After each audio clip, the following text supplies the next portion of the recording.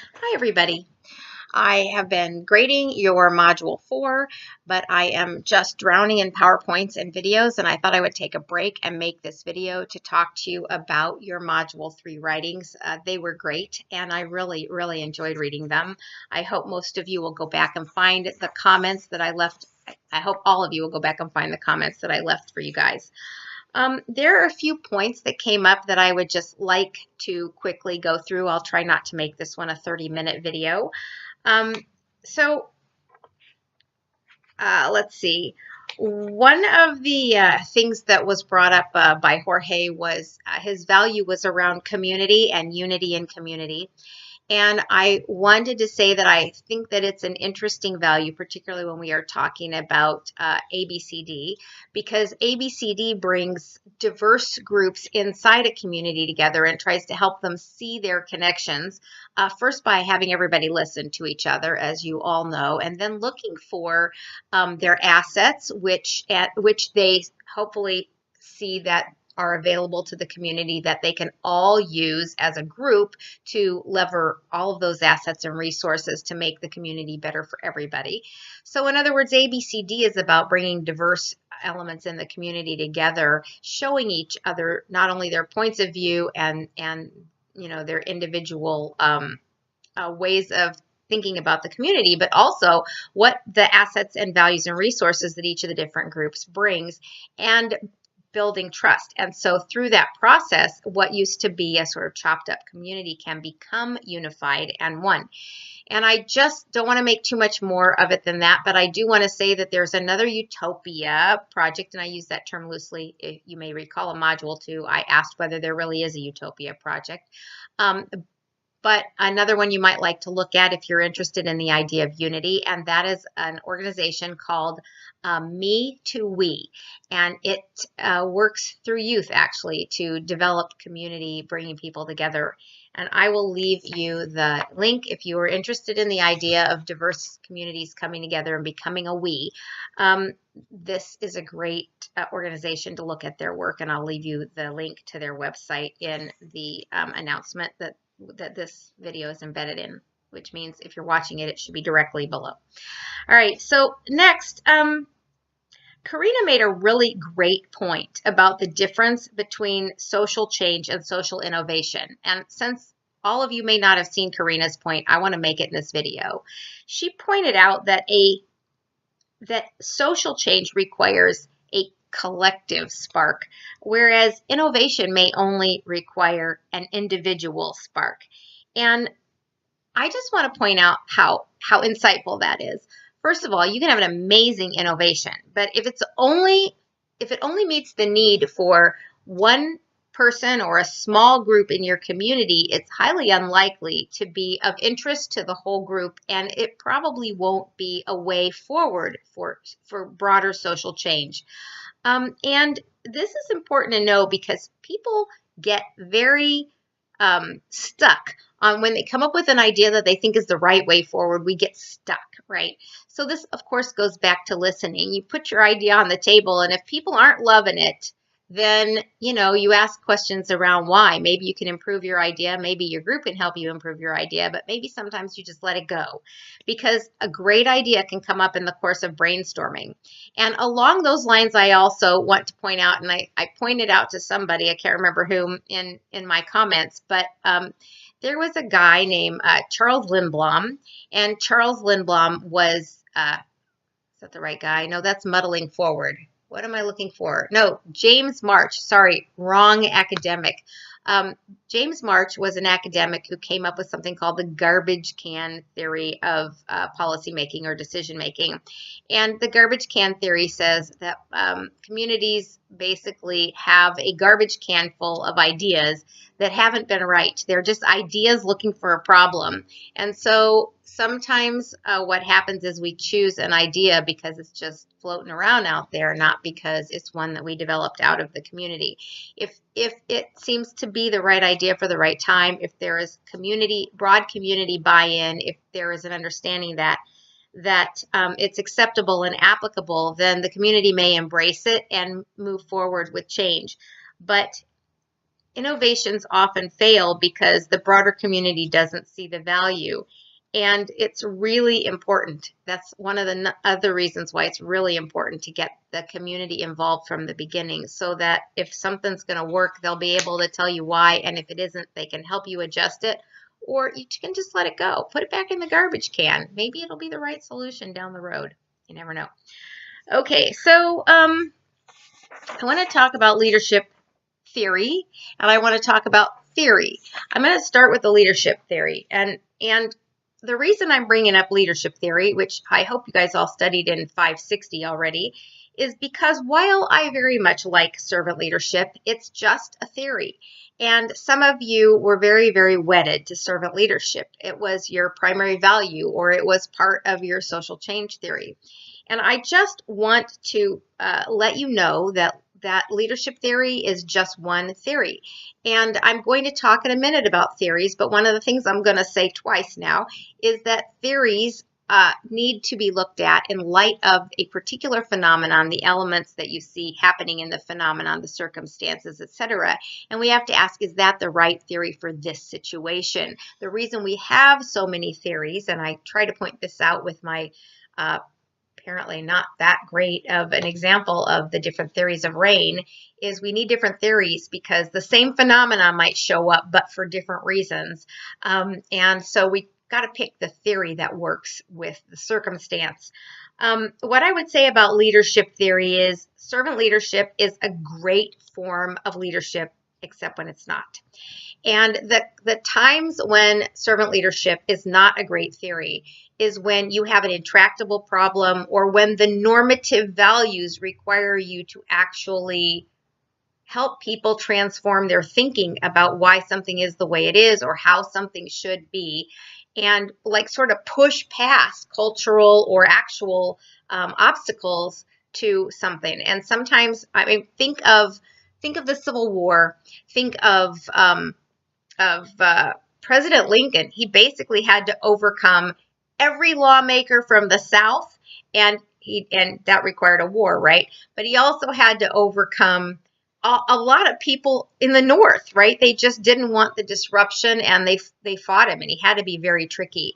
And he was not being a servant leader, because most of the people that he was serving believed that the status quo was just fine. And so he had to be a different kind of leader. He could have been a charismatic leader. I think he was actually a transformational leader. But there's all kinds of leadership theories out there, and it's authentic leadership. Anyway, I guess I will just say that there is kind of like a meta theory on leadership that is called fit theory. And that theory says you got to look at the circumstance and what leadership model is appropriate to get you past. Now, I will say that you can be a servant leader, and I mean, you can model your own leadership on servant leader theory. But if you see that the situation has changed and you suddenly need to step up, take the lead in a way that is controversial, but you know your integrity requires it, or the situation requires it, you can just flip into a different leadership theory, because that's what's needed right now. You don't have to just be one kind of leader. You can develop the skills that you need for different kinds of leadership. And often we do develop those skills through a circumstance coming up that we have to live into. And you can do that too. So I just want to say servant leadership isn't the end all be all. It's the right thing in certain situations, but not everything. In the links below, I'm pointing down because I think you're reading this in either an email or the announcements, and below this video somewhere, I've given you 2 articles. One is kind of just all about what's wrong with servant leadership theory, not what's wrong with servant leadership, but what's wrong with the theory, and also another article with a more balanced look that shows you what's really right with servant leadership and when it doesn't work. So I just encourage those of you who love servant leadership to take a look at that. All right, now let's just talk for a minute about the importance of theory. You will note in my comments to you in the place in the Gray Book for comments that a lot of you, I mentioned that I didn't really see a theory of social change, which is what Dr. Foroughi asked us for. And in other cases, I saw theories of social change that I think of as kind of limited. And that's okay, because again, you can have multiple theories of social change, and if the circumstance is limited enough that a limited theory fits, then that's great, right? So I'm going to embarrass Kara, who was a person who actually did put together a theory of social change. And Kara, I'm sorry to embarrass you, but I just want to use your example of your theory of social change so that I can show people when that would be a good theory and when that wouldn't be a good theory, not because it's a bad theory, but because it's one theory in a toolbox of what has to be multiple theories. All right, so Kara's theory of social change, I didn't memorize it. I'm reading it off my piece of paper. Kara says where people recognize a need for change, where information helps people see a way forward, and where the stage is set for innovation to succeed. So that is a great theory of social change. The problem is it's only going to work where there aren't a lot of really intractable obstacles. So when would Kara's theory work? Well, I'm going to suggest that Kara's theory will work when, for example, it's a really good theory, where we have a technological innovation and people see the value of it, and it is uncomplicated and affordable enough that people can adopt it, and it is able to be distributed widely so that people can adopt it, and that can actually lead to social change. I mean, big social change.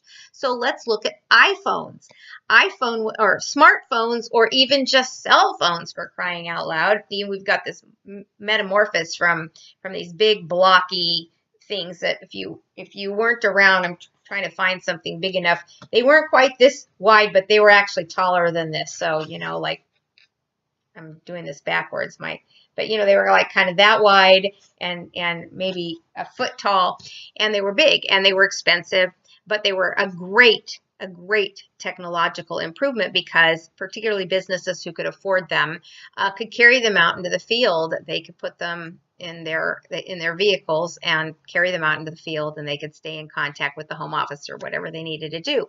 Ultimately, as we know, those big cell phones shrink until they became not only small enough for people like me and you to carry around with us, put in our purse, put in our pocket, but they also became affordable enough, or there was a mechanism innovated so that people didn't have to lay out the money right, all at once, so that they could actually obtain them.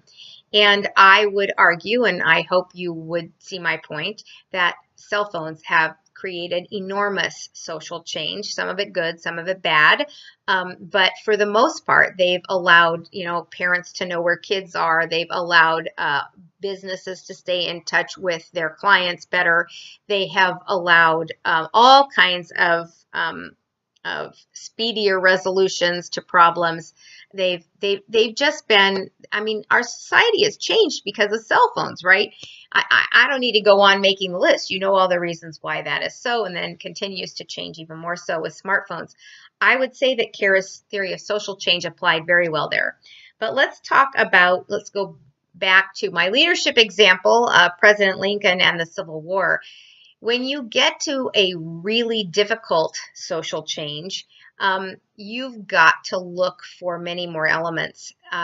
And if you think about all of the reasons why the Civil War was in place, or what happened, and not just the Civil War, but why slavery was in place. That's what I really mean. The South was totally dependent on the slave labor that they had for their plantations and their agriculture. But don't fool yourself. The North was also the beneficiary, even though there weren't slaves working up north because it was illegal. They were nevertheless the purchasers of the tobacco and all of the crops, the food crops and other crops that were developed in the South using slave labor. Think about how changing the labor from slave labor to paid labor would change the price point of all of the goods that the North was buying, and it would also change whatever other dynamics that the North relied on the South for. That was all something that ending slavery changed. And President Lincoln did not just have the South to overcome. He had, and if you've ever watched the movie Lincoln, I think this gets spelled out, but he had to overcome everybody, pretty much everybody. There weren't that many people in government at that time who wanted to rock that boat. So I not only said he needed to not be a servant leader, but we also need a much more complicated theory of social change. And I'm not going to actually try to spell out the theory of social change that applied there, but I will see if I can find a link, because this isn't something I'm talking off the top of my head. I'm looking for an example for you. But I think that what you can see is there may have been some people who recognized the need for change. There was lots of information, and not all of it showed them a way forward. A lot of that information showed them a way, showed them that they needed to stay with the status quo. And innovation would have been, other ways to do things besides using slaves. And I'm sure those ways were developed after they were forced into development. So we need a theory of social change that accounts for how President Lincoln managed to force. Part of that was war, but the other part of it was getting his people to the point where they were willing to go to war, the people who were literally supposedly on his side. So to recap all of this, there are lots of theories. We need different theories for different circumstance. We keep a toolbox of theories on hand. And if we don't have a theory that covers something, then we go looking for a theory. And let me just talk about that a little bit, because you guys are grad students and you need to know this. Sometimes we watch stuff for a long time and we see how stuff works and we think, maybe that's how that works. Maybe that's how that works, is how theories start. And sometimes we go off and we test those theories. So we call those tested theories hypotheses, right? So I think that this happens when this and this are in place. If this, then that, right? And let's go off and test it. Maybe we are doctors and we have seen something come through our clinic over and over again, and we think that the reason for it is X, because we're correlating something that we also see. So now we go do a test to see if X is really it. All right, so backing up a little bit to the whole idea of what if that isn't really it. What happens if we test something and we can't really see all the factors that are involved? Like, what if we go out and we think that the reason that teens are getting pregnant is because they're not getting enough education around birth control, or how to avoid getting pregnant? And then what if we institute a program to educate kids, and then we find out, we set some benchmarks, and we go down and measure 5 years later, and we find that even though all of this education is happening, the rates have barely dropped of teen pregnancy. So, all right, so the hypothesis was that educating teens would help them avoid pregnancy. So then we're finding out that it only helped them that much, and we expected it to help them that much. What do we do now? Well, now, we make a theory that maybe birth control, they're not using birth control, and if we made birth control cheaper or more widely available. So we do that for a year and then or two, and then we go back out and test it, and we see, okay, before just the education brought down pregnancy that much, and then the birth control brings pregnancy down, and now we've got this much, but we still got all the rest of this, and we're like, what's going on? And we don't have any more theories because we've educated them. We've made birth control free or easily available and inexpensive, and still we're seeing this. So we don't have another theory. There's nothing that we can see. So in order to get that other theory, instead of guessing based on what we've seen or what we think, we go out into the community of people who are teens and are having babies, or people who were teens and had babies, and we ask them, what were you thinking when you got pregnant, and why didn't you give your baby up for adoption, or why didn't you use birth control? You were educated about birth control, and what happened? And then we hear over and over again that in one way or another, these young women are telling us that they felt more personally valuable when they had a baby. And a lot of them maybe are from impoverished households, and they didn't feel that valuable. They didn't feel like they had that much of a future. They weren't feeling that good about themselves. And so all of these stories come back and tell us that there is something about having a baby that gives these girls instant self-esteem and some kind of status as a mother, and in their community and in their own mind and among their peers. And we begin to realize that we have a much deeper problem than we had when we were just looking at education and birth control. We realize that we have a sense of helplessness and hopelessness, and that the way out of helplessness and hopelessness that these kids have found is through becoming moms and having a baby and feeling really good about having made this little miracle baby. That's something amazing that they did, and maybe the only thing they feel that they've done that's amazing. And so suddenly we have a much bigger problem to solve, and that has to do with how can we give these girls a sense of hope about their own future. And so you see that the theories that we hypothesize don't always get us there, and we have to go get enough data and find out what's really going on under the surface. So anyway, when we do that, that's called grounded theory, which means we have no idea and no hypothesis. So we just go out, collect all this conversation. Sometimes we watch and observe stuff. Sometimes we talk to people, and then we look and see if there's anything under the surface that we just didn't see, that it was just hiding, like how people are feeling inside. Okay, so is there anything else I need to say to you about theories? Nah,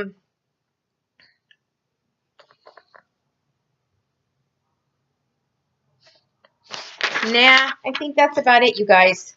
Anyway, I really enjoyed reading your Module 3. I am 9 minutes short of a half an hour, so I want to stop now so that I can be true to promising you it won't be 30 minutes. Have a wonderful vacation. I'm sure I will give you a final goodbye after I finish your Module 4, and enjoy the rest of your weekend.